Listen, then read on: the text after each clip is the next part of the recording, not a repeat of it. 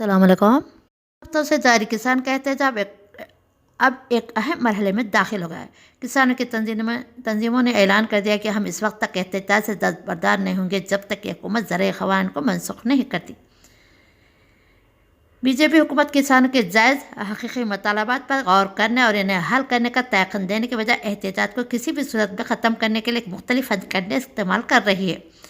किसानों के दुख दर्द को समझने के बजाय हुकूमत के ज़िम्मेदार वज़रा एहतजाजों पर भोंडे इल्ज़ामात लगाने में मसरूफ़ हैं। अपना हक़ मांगने वालों को दहशतगर्द और मुल्क का दुश्मन करार दिया जा रहा है। सामईन, 2 दिन कबल मुल्क के वज़ीर आज़म नरेंद्र मोदी ने भी यह बयान दाग दिया कि वज़ारे ख़वानून को लेकर अपोजिशन पार्टियाँ किसान को गुमराह कर रहे हैं। किसानों को गलत तौर पर बावर कराया जाए। हुकूमत की जानिब से मंजूर करदा क़वानीन किसानों के मफादात के खिलाफ है। इसके ज़रिए हुकूमत किसानों को ज़मीनों और उसकी पर की जाने वाली काश्त पर कब्जा करना चाहती है। वज़ीर आज़म का दावा है कि जिन सियासी पार्टियों ने तुल अरसे तक मुल्क पर हुक्मरानी की है उन्होंने किसानों को कोई राहत नहीं पहुँचाई। अब जबकि हुकूमत ज़राअत में इस्लाहात लाते हुए किसानों की ज़िंदगी को बेहतर बनाना चाहती तो मफाद परस्त अनासर किसानों के एक कर कब्जा अदा कर रहे हैं कि मुतज़क्किरा क़वानीन में से इनकी आमदनी पर असर पड़ेगा। किसानों को कम कीमत पर अशिया फरोख्त करनी पड़ेगी।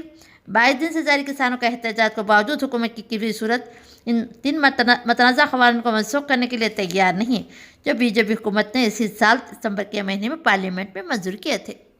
सामईन, अगर यह क़वानीन किसान के लिए मुनाफ़त बख्श है तो फिर किसान अपना घर बार और कारोबार छोड़कर कड़ाके की सर्दी में अपने बीवी बच्चों के साथ ज़ेर आसमान हुकूमत के खिलाफ नारेबाजी में क्यों मसरूफ़ है? इनको क्या पड़ी कि आप इस किस्म की मुसीबतों को झेलने पर मजबूर हो गए? सामईन, अब हुब्बुल वतनी कौम परस्ती अब शायद किसी खास तबके की जागीर बन गई। किसान जो हमारे मुल्क के माशरत का कलीदी हिस्सा है, इनकी मेहनत के बगैर लोगों का पेट नहीं भर सकता कि अगर आज सड़कों पर उतारे हैं और न सिर्फ अंदरूनी मुल्क बल्कि बैरून मुल्क से भी इन्हें तायद हासिल रही है। हुकूमत को संदिग्धगी से अब सोचना लाजमी कि आखिर मुल्क का किसान इतना क्यों बेपर गया है।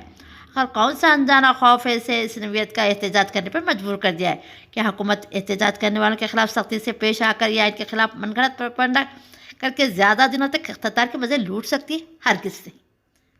सामईन, जब एक ऐसे वक्त जबकि पूरा मुल्क कोरोना वबा की से अब भी मुतासिर वज़ीर आज़म की जानिब से अचानक लॉकडाउन के ऐलान से सारे मुल्क के अवाम और ख़ास तौर पर किसान फ़ख्र से ज़िंदगी गुजारने पर मजबूर हो गए। गुज़िश्ता 10 माह से हर तरफ वहशत फैली हुई कोविड-19 से कम और भूख से ज़्यादा लोग मर रहे हैं।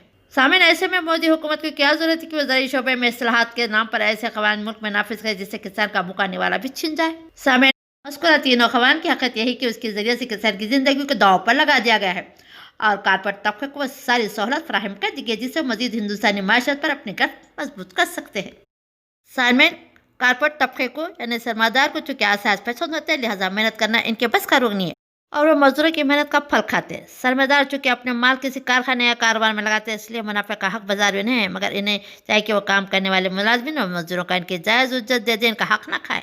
सामईन, ऐसा लगता है कि हुकूमत भी सरमादारों के मफाद के लिए काम कर रही है। ऐसे मजदूरों और हुनरमंदों से कोई सरोकार नहीं होता जैसे कि आज हो रहा है। सामईन, मजदूर और सरमादार एक दूसरे के मुकाबले सफ़े बांध कर खड़े हो गए। अब देखते हैं कि किसकी ख्वाहिशों का खून होता है। हिकमत और तदबीर जितनी भी अख्तियार की जाए, फितना तूफान बर्पा करने वाला है। दुनिया को अपने लिपेट में ले रखा है, फितने का दरवाजे खुल चुके हैं। सामईन, ये फितना टलने वाला नहीं है।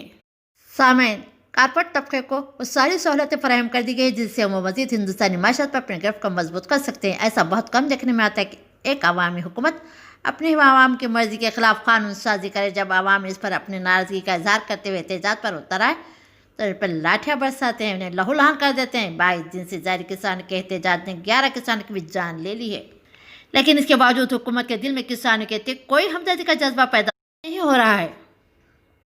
इसके बरखिलाफ एहतजाजियों को इत्तेहाद को तोड़ने और किसान को मुख्तलिफ तंजीम में फूट डालने की कोशिश की जा रही है। हुकूमत की तायदी हल्कों से बयान दिए जा रहे हैं कि किसानों के इस एहतजाज में किसान नहीं बल्कि शरपसंद नाराज़न ने इस एहतजाज को अरगमाल कर लिया है। इसको मुल्क दुश्मन गद्दारों ने हाईजैक कर लिया है। अगर ये बात सच है तो फिर ऐसे अनासर की निशानदेही करना भी हुकूमत की जिम्मेदारी है।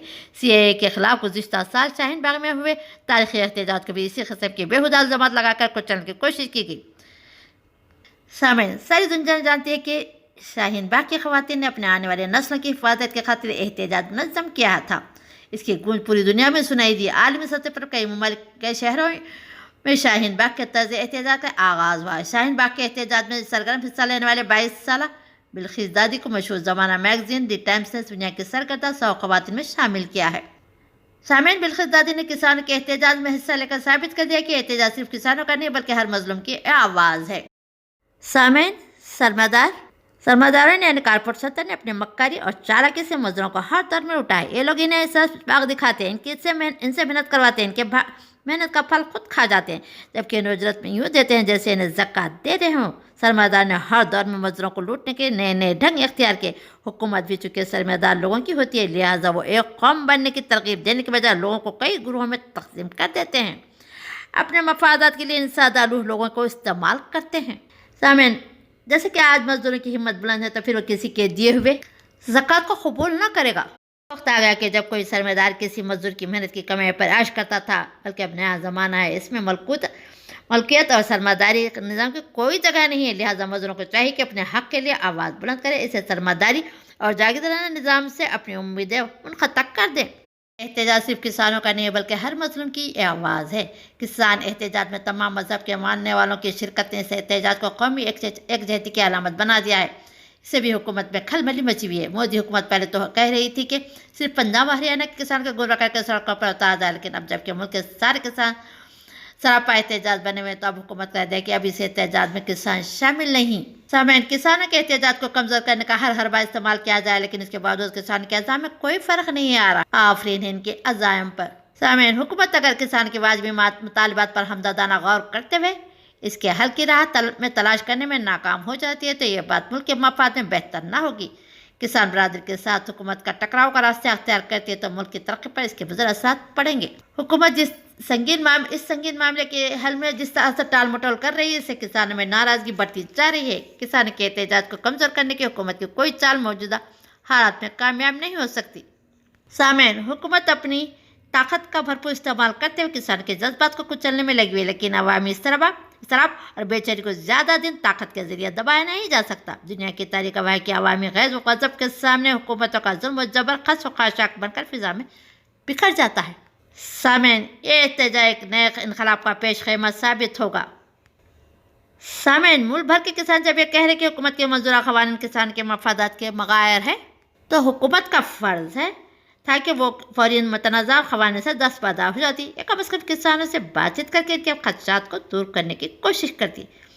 جمہوریت میں مسائل کا حل گفت و شنود کے ذریعے ہی ممکن ہے، لیکن حکومت کو شروع جن سے رویہ تحکمانہ رہا۔ پہلے تو مودی حکومت ایک ایسے وقت جبکہ پورے ملک میں کورونا کی دہشت کا دور چل رہا ہے، ہر شخص زندگی کے تکوتت میں لگا ہوا تھا۔ ایسے وقت میں جون 2020 میں بی جے پی حکومت نے آرڈیننس کے ذریعے زرعی اصلاحات کے نام پر ان 3 بلوں کو ملک میں نافذ کرنے کی کوشش کی۔ بعد میں ستمبر میں جلد بازی سے کام لیتے ہوئے آرڈیننس کو پارلیمنٹ میں پیش کر کے اس سے منظوری بھی کروا لیا۔ سوال یہ کہ ہنگامی دور میں جبکہ ملک کے عوام موت اور زیست کی کشمکش سے دو چار تھے، ایسے وقت ان قوانین کو لانے کی ضرورت کیوں پیش آئی؟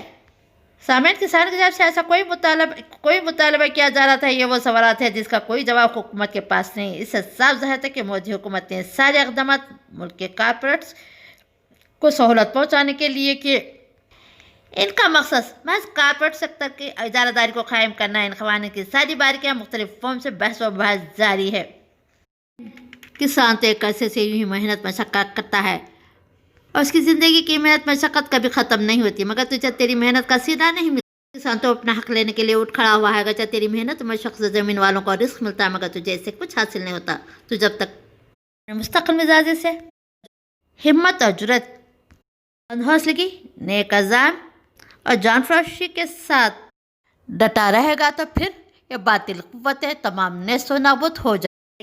بلند حوصلگی و مردی کی بدولت حق و غلبہ حاصل ہوگا انشاءاللہ تعالی۔ آمین یا رب العالمین۔ دعا گو ہوں